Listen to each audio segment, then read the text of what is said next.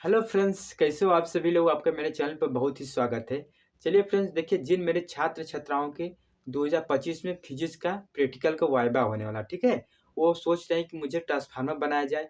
देखिए examiner transformer से related किस तरह से प्रश्न को पूछते हैं वो आज की वीडियो में डिस्कस करेंगे, ठीक है। देखिए आपको 8 क्वेश्चन बताऊंगा जो कि देखिए एग्जामिनर यही से प्रश्न पूछते हैं, क्योंकि मैंने देखिए एक आध दो स्कूल में मतलब जाकर देखा है किस तरह से वो एग्जामिनर ट्रांसफार्मर से रिलेटेड प्रश्न को पूछते हैं, ठीक है। चलिए आप लोग को बताते हैं, बस आप लोग वीडियो को लास्ट तक बने रहिएगा।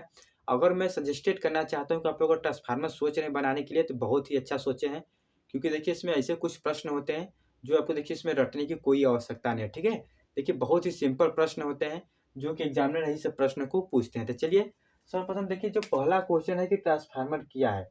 देखिए आपको एग्जामिनर के सामने अगर पूछ देगा कि ट्रांसफार्मर क्या है, अगर आप चार्ट पेपर में बनाएं तो आपको सर्वप्रथम बिना खिचकिचाहट के बताना है कि ट्रांसफार्मर एक ऐसा साधन है जो उच्च विभव को निम्न विभव में बदलता है, या क्या होता है कि निम्न विभव को उच्च विभव में बदलने की एक युक्ति है, मतलब एक साधन है, उसे हम क्या बोलते हैं, ट्रांसफार्मर बोलते हैं, ठीक है।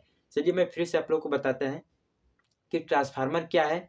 कि उच्च विभव को निम्न विभव में बदलता है, या उच्च धारा को निम्न धारा में बदलता है, और निम्न धारा को उच्च धारा में जो बदलता है उसे हम क्या बोलते हैं, ट्रांसफार्मर कहते हैं, ठीक है। देखिए इसको सर्वप्रथम मैं लिखता हूँ कि देखिए जो उच्च क्या हो जाएगा कि उच्च धारा को ठीक है क्या करता है, या निम्न धारा में बदलता है। क्या करता है फ्रेंड्स, कि निम्न धारा में क्या बदलता है, निम्न धारा में बदलता है, या क्या हो जाएगा कि देखिए निम्न धारा को उच्च धारा में जो बदलने के साधन होता है उसे हम क्या बोलते हैं, ट्रांसफार्मर बोलते हैं, ठीक है।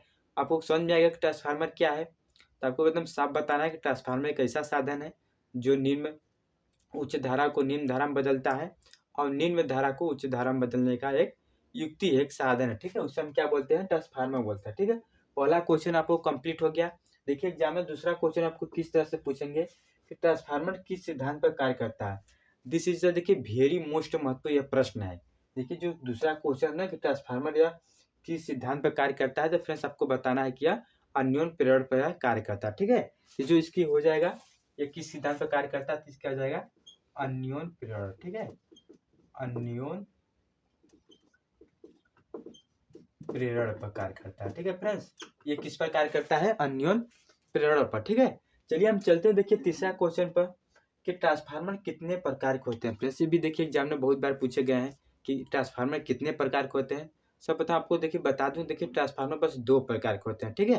देखिए वो दो प्रकार कौन होते हैं, एक ऊंचाई ट्रांसफार्मर होता है, एक अपचाई ट्रांसफार्मर होता है, ठीक है। अब उसमें देखिए आपको किस तरह से पूछेंगे कि ऊंचाई ट्रांसफार्मर क्या होता है और अपचाई ट्रांसफार्मर क्या होता है। देखिए ऊंचाई ट्रांसफार्मर जो निम्न धारा को उच्च धारा में बदलता है, ठीक है, और उसको देखिए जो निम्न विभव को उच्च विभव में बदलता है और उसमें धारा का मान कम होता है, उसे हम क्या बोलते हैं, ऊंचाई ट्रांसफार्मर बोलते हैं, ठीक है। देखिए ऊंचाई ट्रांसफार्मर क्या होता है, जो निम्न विभव को क्या करता है कि उच्च विभव में बदलता है, उसे हम क्या बोलते हैं, ऊंचाई ट्रांसफार्मर। इसके बाद देखिए अपचाई ट्रांसफार्मर क्या होता है, जो देखिए ठीक उसका उल्टा हो जाएगा। देखिए वह उच्च विभव को निम्न धारा में क्या करेगा, वह बदलेगा, ठीक है। चलिए आप लोग को बताते हैं देखिए कितने प्रकार के होते हैं। तो देखिए दो प्रकार के होते हैं, एक ऊंचाई ट्रांसफार्मर, और दूसरा क्या होता है, अपचाई ट्रांसफार्मर, ठीक है। अपचाई ट्रांसफार्मर। देखिए फ्रेंड्स आपको एग्जाम में पूछेगा ट्रांसफार्मर कितने प्रकार के होते हैं, तो आपको बता देना है कि दो प्रकार के होते हैं, एक ऊंचाई ट्रांसफार्मर होते हैं, एक अपचाई ट्रांसफार्मर होते हैं। उसमें अगर पूछेंगे कि ऊंचाई ट्रांसफार्मर क्या होता है, देखिए इससे पहले आप लोग बताया था, जो निम्न धारा को उच्च धारा में बदलते हैं या निम्न विभव को उच्च विभव में बदलते हैं, उसे हम देखिए ऊंचाई ट्रांसफार्मर कहते हैं। इसके बाद उच्च विभव को निम्न विभव में बदलते हैं, उसे हम क्या बोलते हैं, अपचाई ट्रांसफर कहते हैं, ठीक है। देखिए अगला क्वेश्चन किस तरह से पूछेगा कि ट्रांसफार्मर किस धारा पर कार्य करते हैं। This is the very most महत्वपूर्ण प्रश्न है कि देखिए कि ट्रांसफार्मर किस धारा पर कार्य करता है। तो फ्रेंड्स आप लोग को मैं बताना चाहूँ, देखिए ट्रांसफार्मर कौन सी धारा पर कार्य करता है, प्रत्यावर्ती धारा पर, देखिए ठीक है। आपको देखिए इसमें पूछेंगे एग्जामिनर कि ट्रांसफार्मर किस धारा पर कार्य करता है, इसको आपको लिख देना है, क्या आपको बता देना है, प्रत्यावर्ती धारा पर, ठीक है। क्या हो जाएगा, प्रत्यावर्ती धारा, ठीक है फ्रेंड्स। देखिए आपको देखिए चार क्वेश्चन कंप्लीट हो गया। आइए आउट बताते हैं किस तरह से और इसमें प्रश्न बनते हैं, ठीक है। इतना आप लोग स्क्रीनशॉट ले लीजिए। इस पर चलते हैं मैं अगले क्वेश्चन पर।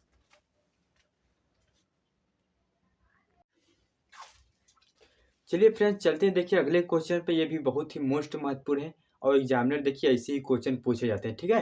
देखिए अगला क्वेश्चन क्या है कि ट्रांसफार्मर की क्रोड क्या कर रहा है कि ट्रांसफार्मर की क्रोड किस धातु की बनी होती है। फ्रेंड्स बहुत बार देखिए एग्जामिनर पूछे जाते हैं, जो ट्रांसफार्मर में जो पतली पतली मतलब पट्टी लगी होती है ना, यह पूछा है किस धातु की बनी होती है। तो आपको देखिए इसकी जो यह किस धातु की बनी होती है। देखिए फ्रेंड्स क्या हो जाएगा, यह नर्म क्रोड का, ठीक है, नर्म लोहे का बना होता है। किससे बना होता है फ्रेंड्स कि नर्म नर्म लोहे का बना होता है, ठीक है। देखिए ये चीज आपको जानना बहुत जरूरी है, क्योंकि देखिए एग्जामिनर ऐसे ही क्वेश्चन पूछते हैं कि ट्रांसफार्मर की क्रोड किस धातु की बनी होती है, तो आपको सीधे एकदम बिना खिचकिचाहट के बता देना है कि यह नर्म लोहे की बनी होती है, ठीक है। देखिए क्वेश्चन भी आपको कंप्लीट हो गया। देखिए ऐसे ही क्वेश्चन पूछे जाते हैं, इसलिए मैं आप लोग को देखिए सजेस्टेड में किया था कि आप लोग ट्रांसफार्मर ही बनाइएगा। आपको देखिए एग्जामिनर देखते ही मतलब बहुत आप जो जो क्वेश्चन देखिए यही सब प्रश्न पूछते हैं। अगर आप लोग बता देंगे तो आपको 30 में 30 जरूर दे देगा, ठीक है। देखिए अगला क्वेश्चन किस तरह से ट्रांसफार्मर की रिलेटेड बन सकता है कि ट्रांसफार्मर की दक्षता कितनी होती है, ठीक है। इसकी जो दक्षता होती है कितनी होती है, ये भी देखिए एग्जाम में प्रश्न पूछते हैं कि ट्रांसफार्मर की दक्षता कितनी होती है। फ्रेंड्स आप लोग को मैं बताना चाहूँ जो इसकी दक्षता होती है 90% से 98% होती है, ठीक है। ये कितनी होती है कि 90% से कितनी होती है या 98% होती है। देखिए यही सब आपको बस कुछ बातें हैं, देखिए इसे कुछ पॉइंट है जो आपको देखिए याद रखने की चीज़ है। अगर आपको देखिए यही पूछ दिया कि ट्रांसफार्मर की दक्षता कितनी होती है एग्जामिनर, तो आपको बस साफ बता देना है। देखिए इसके देखिए 2 वर्ड में कितनी होती है, 90 से 98 होती है, ठीक है। देखिए ये भी क्वेश्चन आप लोग कंप्लीट हो गया। देखिए अगला क्वेश्चन आपको किस तरह से एग्जामिनर पूछ सकता है कि ट्रांसफार्मर में तेल क्यों डाला हो जाता है, ठीक है। ये भी होता है कि ट्रांसफार्मर आप लोग देखेंगे उसमें तेल भरा होता है, जो देखिए बिजली में 11,000 के भी 11,000 वोल्टेज में उसमें क्या होता है, जो ट्रांसफार्मर होता है उसमें तेल भरा होता है। तो ये पूछ देगा कि उसमें तेल क्यों भरा जाता है, ठीक है।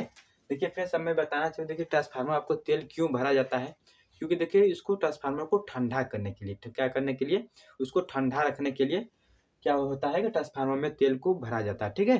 देखिए बहुत ही सिंपल है, इसमें देखिए क्या करने के लिए कि ठंडा करने के लिए, ठीक है फ्रेंड्स।